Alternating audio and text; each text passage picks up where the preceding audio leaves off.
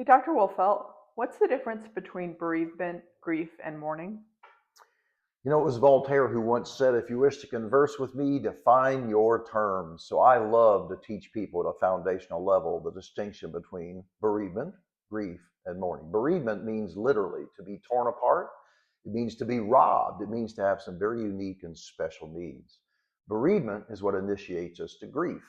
And while it sounds a little formal, grief is your internal response to loss. It's the thoughts and feelings inside. The key is if you can take that grief and allow it to become mourning. And mourning is the outward expression of grief. Think of it as grief gone public, or taking your grief and putting it into action. Or I sometimes describe it as the shared social response to loss.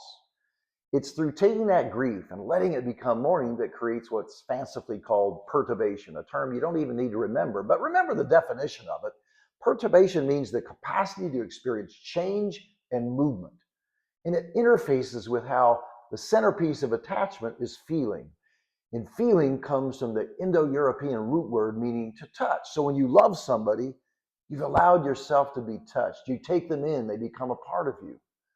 But when they precede you in death, you experience feelings and thoughts because you've been touched by how that death has impacted your life.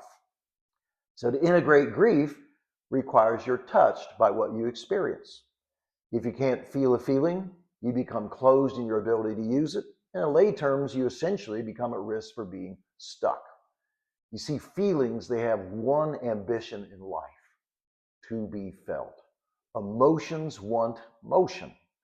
So if we deny or inhibit or defend against emotions we have in the face of life losses, our pain actually lasts longer. It's so true that saying the only way the other side is through. Again, feelings have one ambition in life: to be felt. They want motion. And the key is that that motion, that mourning, has to be authentic. So when I think of authentic mourning, I think of the outward expression of your thoughts and feelings in a completely open and honest way. It's about expressing yourself in your grief without any sense of shame. And that demands that you're congruent, where your outer words, your actions, they align with your inner thoughts and feelings. Bereavement initiates grief.